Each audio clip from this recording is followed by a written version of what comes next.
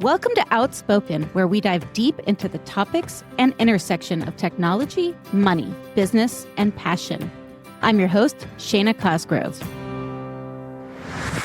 Dobbs Defense is nothing but a 100% replica of my military career. I took everything I learned over 36 years and poured it into this business. A lot of times people think, oh, cybersecurity is 100% technical. It's not. It's about people. It's about having the right relationship and, more importantly, the right credentialing. When I decided to embark on this journey called the Navy, the first thing my family said amongst themselves, oh, she'll drop out. She's a wuss. She's so spoiled. She won't survive in the Navy. I was determined to not allow them to win. At NILA Technology Solutions, we believe America's warfighters deserve the absolute best technology advantage on the battlefield. We are an AI engineering company focused on helping the Department of War move faster, think smarter, and achieve true information dominance.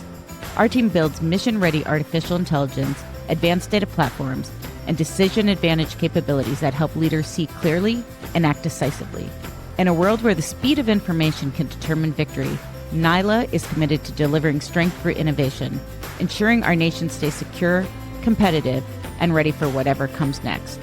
NILA Technology Solutions is an SBA-certified 8A, woman-owned small business. Our contract vehicles include GSA MAS, 8A Stars 3, and MDA Shield. For more information, partnering opportunities, or the latest job openings, please check out our website, www.nila.io, or email us at hello@nila.io. Tell me about your business. What's the name?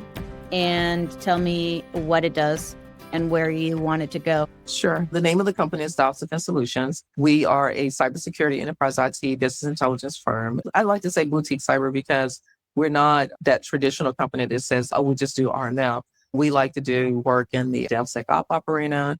And then we also support testing and evaluation. And then we do the traditional IT, which is video teleconferencing. We do network engineering, software engineering, system engineering type support. We actually touch every aspect of the IT infrastructure as a small business, which is not rare for most small businesses, but that's what we do. Because of the partners that we have, we've been afforded to actually have the depth and breadth of that. We do satellite too. Like we actually touch that side. And I'm really excited about some work that we're getting ready to start doing on the geospatial side as well. And where is the company based? We are based in Landover, Maryland. What are your certificates? We're a small business. Tell me. Go slow. Say it slow. So we are a woman-owned Boom. HUBZone, Boom. 8A, Boom.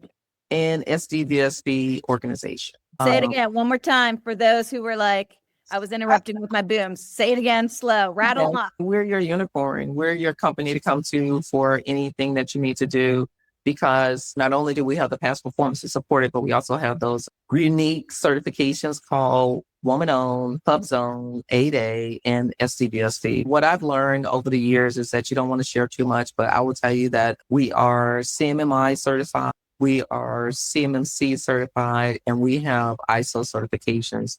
What I do now, because I've grown up, is that I actually share that information with clients upon a request, but we're not posting on our website anymore.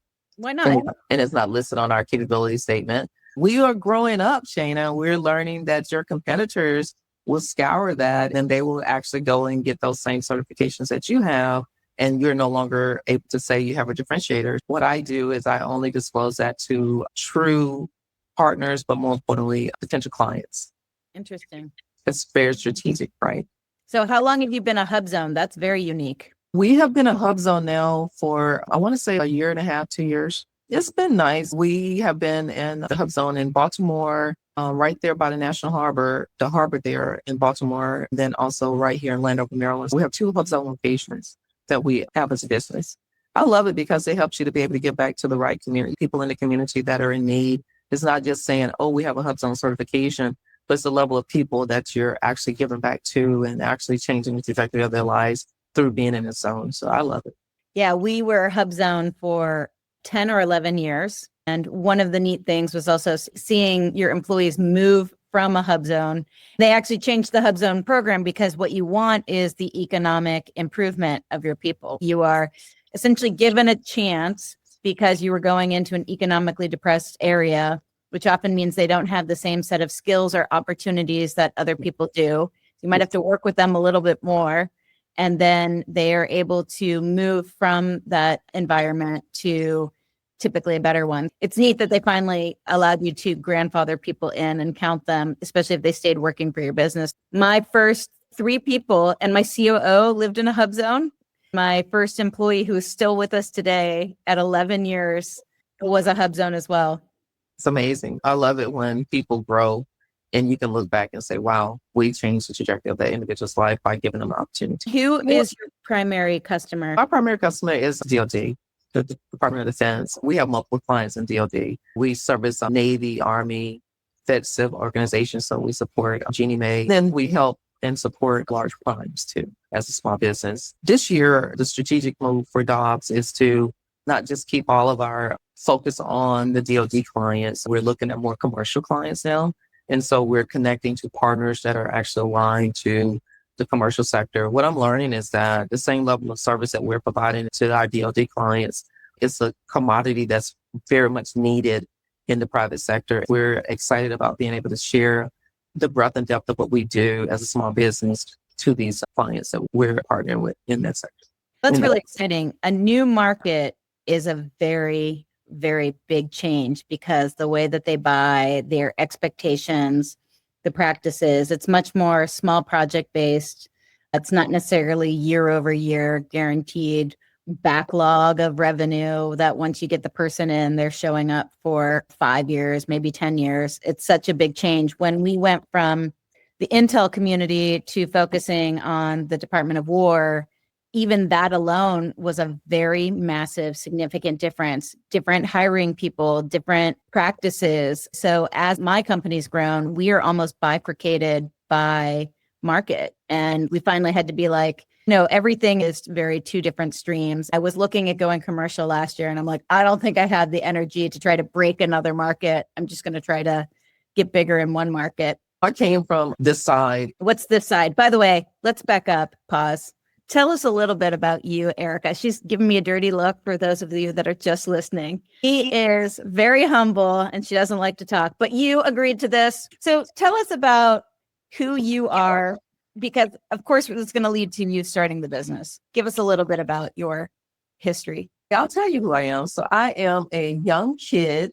I used to be a young kid from the small city in Georgia called Hartwell, Georgia. I moved from there when I was in my early teens to Philadelphia. My journey began in Philadelphia when I was exposed to the United States Navy at Simon Gratz High School. I didn't know that I was a nerdy kid, but I was.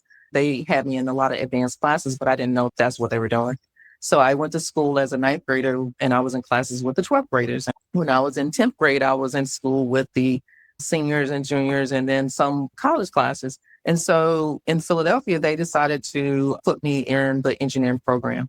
As a result of it, I would go to the Philadelphia Navy shipyard and I would work alongside Navy draftsmen and Navy shipbuilders. They sent me to Temple University as a high school student. I was exposed to this vast audience of engineers and technical people at an early age. When I graduated, I went to school at Florida Institute of Technology in Melbourne, Florida, as a civil engineer major. Most people don't even know that I used to want to be an architect. I really enjoyed designing and drawing. When I was in school, I would go do my apprenticeship at the Navy shipyard with the actual designers and drafters. I wanted to actually build buildings and design them. As time progressed over growing up, I went to college in Atlanta at a historical Black university called Morris Brown College. I go home for winter break. And one of my cousins, she's like, hey, let's join the Navy. I was a sheltered kid. I'm the youngest of all of my siblings. I grew up like an only child. Struggle was not a part of my DNA. I was very shielded as a young kid. And so I grew up as an only child. Even though I had 7 other siblings, they were all much older than I was. So I was the youngest one of all of them. Always say babies are the best. Yeah. So everybody was like 10, 15 years older than I was. Never lacked for anything as a kid. When I decided to embark on this journey called the Navy, the first thing my family said amongst themselves, oh, she'll drop out. She's a wuss. She's so spoiled. She won't survive in the Navy. They were actually bidding on me coming back home and not surviving or dropping out of boot camp. You came home and you joined before finishing your degree? I dropped out of school, joined the Navy because my cousin's like, yo, let's go see the world. Let's do this. Then the recruiter's like, oh, you can get your education in the Navy too. I'm a kid in school and I'm thinking, okay, so I'm going to still be able to get my education and see the world. I'm all in. I go sign up for the Navy. We do the ASVAB test and my cousin doesn't pass. But I'm the one that has signed on the dotted line. She doesn't get to go. I get to go. It's her dream, not mine. I'm stuck. This is in the early 80s. So I'm stuck with this commitment to join the military. I shipped off to Orlando, Florida for my first duty station. First time flying on the airplane. All of these were first, and I'm freaking the heck out. You drove to Florida from Philadelphia? I go from Philadelphia back to Georgia with my family when I graduated high school. I joined the Navy from Georgia because I had left Philly, went to school in Florida, and then from Florida, I went to a historical Black university in Atlanta, Georgia. While I was on winter break in Atlanta, I went home to my family in Georgia to hang out there, and that's where I joined the Navy from. So joining the Navy from there, they shipped me out. I'm flying from Atlanta, Georgia to Orlando, Florida for boot camp. It was my first time flying on an airplane without somebody being with me, so I'm freaking the heck out. I get there, you get off the bus, it's so chaotic. Back then, you're like so scared. I was only 19 years old. So everything about it is just very chaotic. They're trying to acclimate you to being in boot camp. I get off this bus, they're screaming and hollering at me. And then someone decides, oh, wait, this kid looks good. Let's make her a leader. They put me in charge of 8 people. Take a little moment and think about that. They make me a leader and I'm trying to figure out where am I going? I'm scared because it's my first time away from home without anybody being around me. And they have this thing called the grinder, which is nothing but a big parking lot where you go out and run and work out and all that and march. We're out on the grinder marching. And I'll tell you, Shana, I cried a lot of days. You probably don't believe this about me. I cried. Every time the plane would fly over, I would cry. I want to go home. But then I remember my siblings saying, she's not going to make it. Oh, you're mad they bet against you. And bet against me. I was determined to not allow them to win. I actually ended up making it through boot camp, graduated there. And the sister that actually was betting on me, she actually came to my graduation. She said, I'm proud of you. We did not think you were going to make it. So I made it. I made it through boot camp, speed and forward. I started in the Navy as an undesignated seaman. Most people don't even know what that means. That means that I came in the Navy without a classification because my recruiter did not tell me that, oh, you're a college student. You can come in as a naval officer. No, they just brought me in as a nobody, enlisted sailor with no classification at the bottom of the barrel. So I worked my way up the ranks in the Navy from an E1, E7, from E7 to O1, and from O1 to O5. I ended up getting my commissioning through a program called Limited Duty Officer Program, which is where you have to apply as an enlisted person to get into this program. Everything I did was on-the-job training. So I am a 100% on-the-job trained person for my naval career. I share that with you because now we get to today's time as a CEO. I always tell individuals that I learned to be a leader when I was 19 years old, right there in Orlando, Florida, when they put me in charge of 8 other grown women that were all more mature and older than I was, but someone there in those ranks knew that I was a leader from the beginning. The most rewarding part is that when I commissioned to send a naval officer in the early 2000s, the chief, at the time, she was a E6, which was the first class in the Navy. And when I saw her again, she was a Navy chief. And I had on my butter bars as a Navy ensign. She looked at me and she said, I always knew you would be a leader. I always knew you would go far in the Navy. She said, I'm so proud of you. You've never seen this emotional side of me, but I teared up. It was because of her seeing the leader in me when I didn't see it in myself that I actually forged through my naval career. So now, let's say Dobbs Defense is nothing but a 100% replica of my military career. I took everything I learned over 36 years and poured it into this business. That's why people say, how did you do that? Why are you so successful with this? It's because I was trained to do it for 36 years. Can you tell us a little bit about your last few positions in the military? They were pretty interesting. Sure. I was the executive officer at NCMS, Washington, D.C. That job, I managed all cryptologic equipment, PKI, knowledge management systems for the Navy, which issued cryptologic equipment to the Coast Guard, Marine Corps, and some civilian agencies. I also served at Cyber Command. I was in charge of the 133 cyber teams there.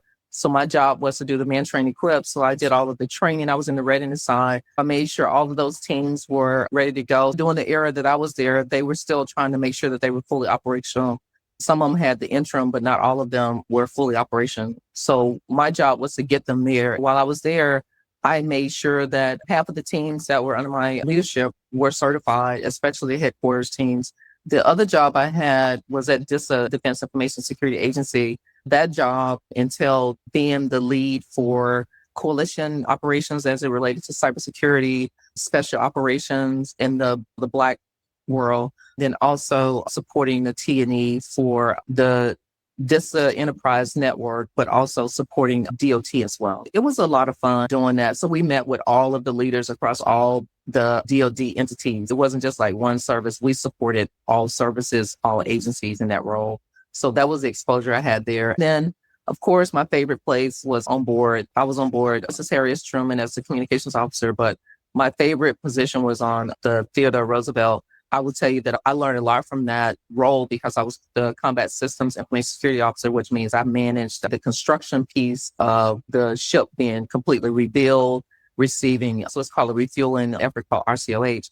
That particular role actually helped me to be the better CEO today because it was dealing with project management for the whole ship. And you're dealing with all of the communications to build out. It taught me how to do modernization better, how to pay attention to detail, but more importantly, be that person that's present to ensure that project is going well across the board and engaging with the right key leaders.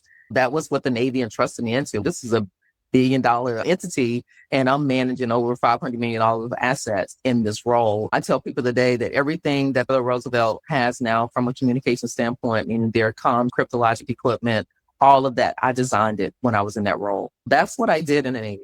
That's awesome. How long were you in the Navy for? 36 and a half years. What made you stay in so long? That's a long time, right? Most people don't do 36 years. Yeah, so I was prior enlisted. So as a prior enlisted sailor, at the 27-year mark, I tried to get out because I had did my time, but I was invited to transition over into the unrestricted line community. I was voluntold to do it. What does that mean? What does the unrestricted line mean? It's a community where you're dealing specifically with your area of expertise. I was in communication, so that's what I focus on all the time.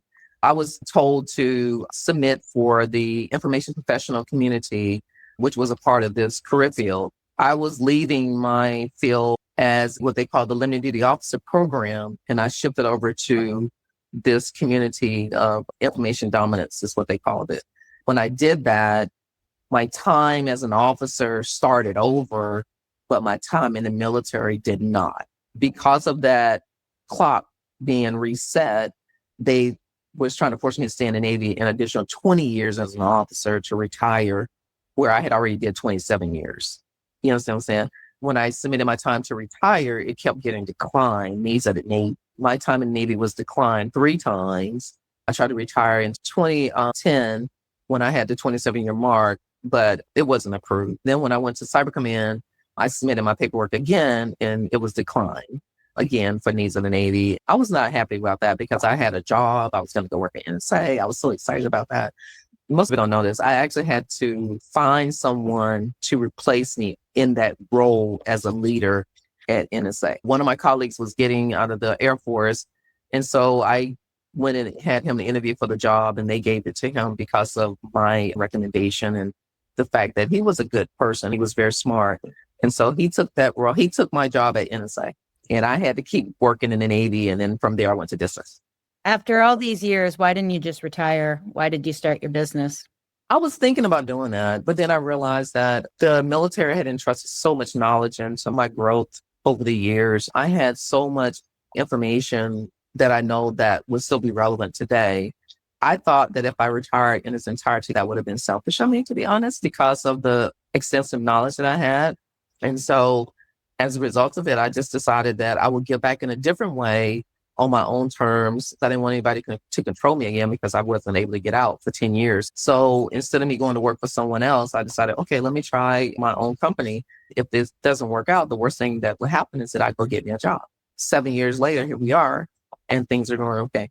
What's it like to have complete freedom after being directed and having such an authority structure? You have guidelines based upon what other people have done, but you don't have to follow that. Now you have complete and utter freedom of nobody telling you what needs to be done by what time or how it needs to be done, if anything at all. In fact, they don't want you to succeed. The last part is interesting. One thing I've learned from my time as servant is that you always have someone demanding something from you. I don't care if you're the CEO of a company, you still have deliverables. If you have clients, then you're answering to them. I think when you shape it in a different content, I'm always going to be reportable or subjected to someone if I'm going to be in business.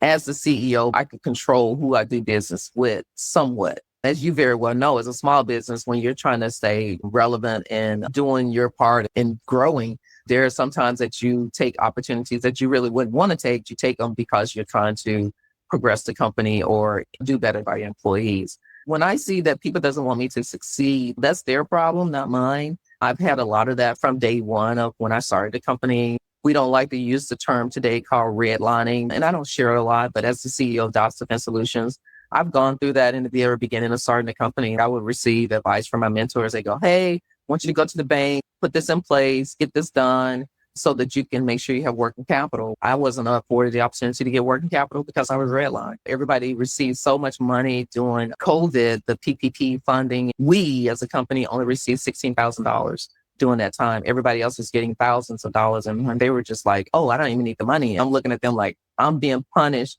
because of the growth spurt that we had. Just because we had a growth spurt didn't mean that we were okay as a small business. I had to learn how to deal with struggle and real opposition.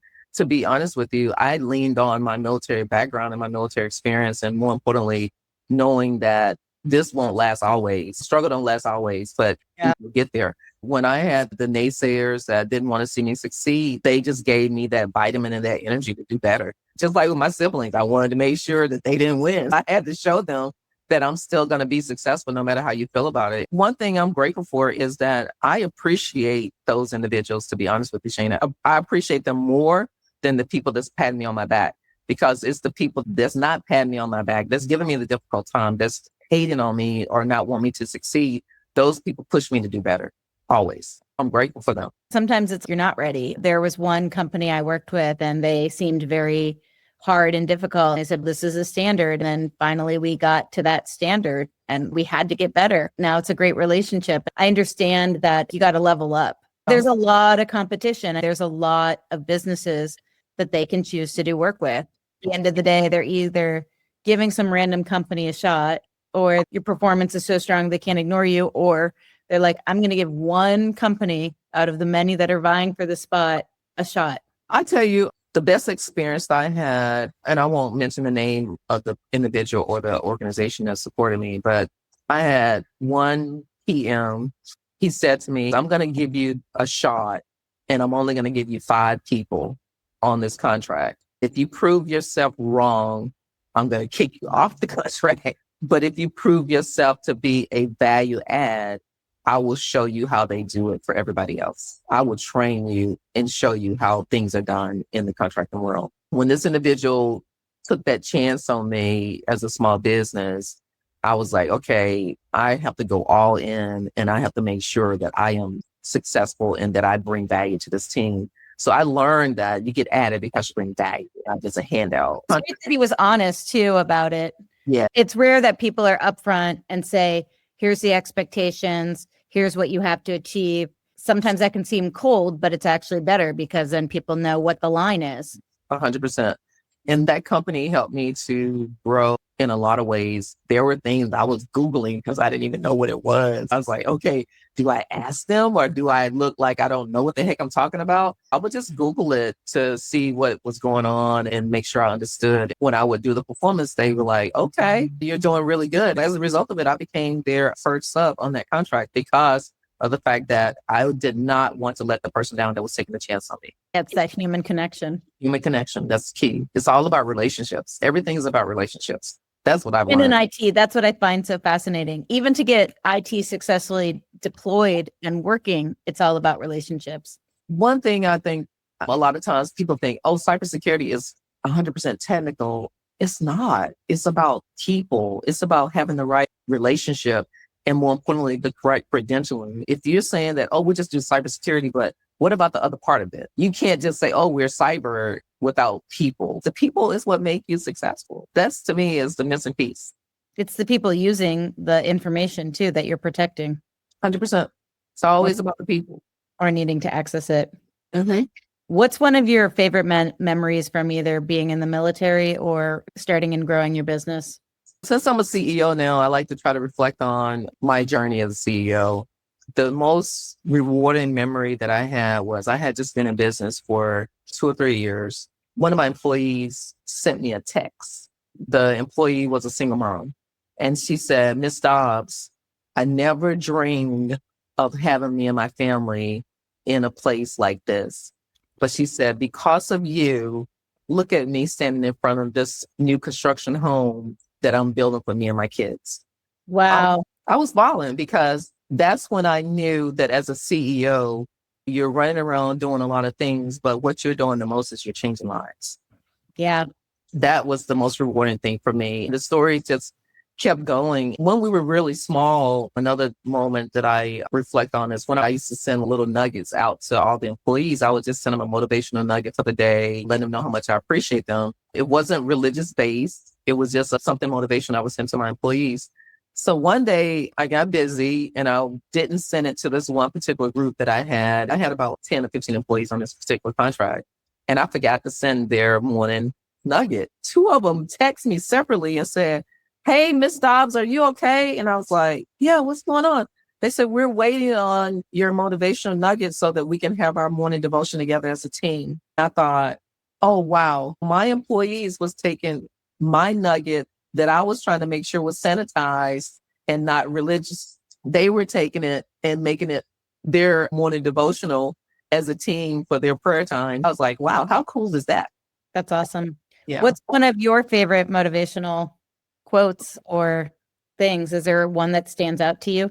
I used to love several quotes. I'll be honest with you. I've gone from quotes to just one single word. The thing that I use to keep me going is the word focus. The reason why I use that term, someone asked me the other day, what's your New Year's resolution? I said, I don't do New Year's resolutions. I only focus on one term. For the past 3 years, I've studied on that word focus. The reason why is because I realize that there's so much noise and so many distractions everywhere. You can look at other people and go, oh, I got to do this. I need to do that. I want to implement this in my business. I want to capture this. We need to go do all these certifications. Then I realized that, no, I don't. I just need to stay focused. With staying focused this past year, I take that word and I attach it to my strategic plan. So I build my strategic plan every year around the word focus. What do I want us to stay focused on? What type of growth do I want us to focus on? That's what I did last year, and it resulted in my dream team that I have today. That's awesome. I love that. I had a rock that I wrote on, and my word of the year was process. All you can control is what you do.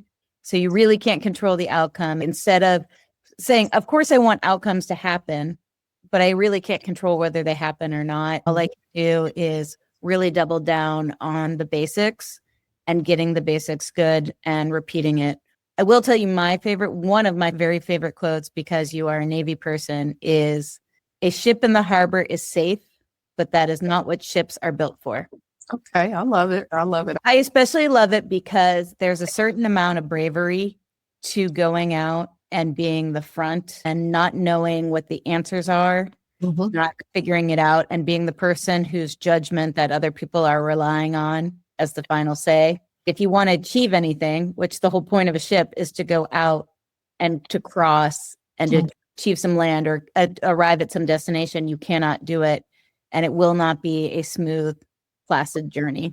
Not at all. I love that quote. It's nice. Yeah, I used to follow those quotes from different naval admirals and things like that. When I look at some of the quotes, I think the one that someone shared with me, they was an animal lover. I'm going to read it to you. It said, it's not the dog in the fight. It's the fight in the dogs. I said, okay, I like that because it keeps you grounded. Like you said in the very beginning, not everybody's happy for you. Not everybody wants to see you succeed. So it's not about the dog in the fight. It's the fight in the dog. Sometimes the big dog is slow Yes. and tired That's right. and misses something that's clear, there's a lot of value in being small and nimble and tightly aligned. Yes, most definitely. I'm just staying focused and staying true to myself. I will always compete with me. When I was in uniform, going up through the Navy, I always competed with myself. My peers would think that we were in competition together, but they never knew that the only person I competed with was me. If I didn't meet a standard or if I missed a mark, I was mad at myself because I was only competing with myself. I bring that same way of thinking into the business. I don't compete with my peers. When you tell me you're my competitor, I'm just looking at you like you're crazy because I'm not competing with you. You may be my competitor, but I can tell you I'm not your competitor because the only competitor that I have is Dobbs Solutions. I'm smiling. For those of you who aren't on video, I'm smiling. Erica, last 2 questions. What is a book that you really love that you recommend to others? So the book that I have really been focusing on is actually 2. And the first one is Whoever Tells the Best Story Wins. One of my mentors and advisors, he's a Navy admiral. He said, I need you to start focusing on your story. In order for you to do that, you need to read this book. That book actually helped me to come up with an analogy that goes all the way back to my early years as a kid. When you look at the story of Wile E. Coyote and the Roadrunner, I'll tell everybody, you equate to the Roadrunner, but I'm Wile E. Coyote. Because Wile E. Coyote, every time you looked at him, the Roadrunner would come and mess with him and he would mess up. He would screw things up. Things would fall on his head. But what did he do? He had the tenacity to keep going. That's why I love that book. And I really appreciate my mentor for forcing me to read that book because it helped me to go back and reflect on what character do I resonate with most. And it is that Wile E. Coyote from the Roadrunner from back in the day. Sometimes they still play it now, but it's a cartoon character. If you look at Wile E. Coyote, he never gives up. He never gives up. What is something about yourself that might surprise us? You like to be tight-lipped, but tell it, Erica. I'm not going to share everything. I think that the most important thing for me right now is just family. I'm really big on family. I'm a big giver. As you very well know. Oh, so how many kids do you have? I have 2 daughters, 3 grandkids. I'm a proud grandma. That's my new thing now. What's your grandma name? They call me Nana. They used to call me Mommy, but then it was conflicting with my daughter's titles. My daughter and my grandson came up with the name Nana. So I love it. I love being a grandparent. Because you get a do-over with your grandkids where you screwed up with your regular kids. And so you can spoil them and have all the fun you want and say, oh man, I should have did this better with my child. Now you get to do it over with your grandkids. So that's my favorite thing to do is spend time with grandkids. When they come to visit, I love to spend a lot of quality time with them. Is there anything I should have asked you that you want to share? I think you hit me over the head for enough information. I hit you over the head. I was smiled. Our tight-lipped woman. Even getting this podcast was like years in the making. Yes, I would say, Shana, the most important thing that I would like to share is that I appreciate you as my friend. It's not every day that one can say that they have a friend like you. We're very strong-willed women. We just rub some people the wrong way, as we both know. We've been knowing each other now for at least about 4 years or more. And I thank you for being the same always. So thank you for being that friend. You're welcome. I think I made you be my friend, but then you declared that we were friends. You were like, we're going to be friends. All right, I trust you, which is a huge one for you. Not everyone has earned your trust. Yes, most definitely. And you said, I earned your trust, and then we are friends. And now we're friends. We help each other and can talk honestly. That's a gift, too, being able to talk honestly. Yes, most definitely. I appreciate you. Thank you so much, Erica. I appreciate you giving me this time and sharing it. Thanks so much for listening to today's podcast. If you enjoyed what you heard, please share it with friends and family. If you'd like to follow us on social media, you can find us on LinkedIn, Instagram, and Facebook under the Outspoken Podcast. Thanks again, and until next time.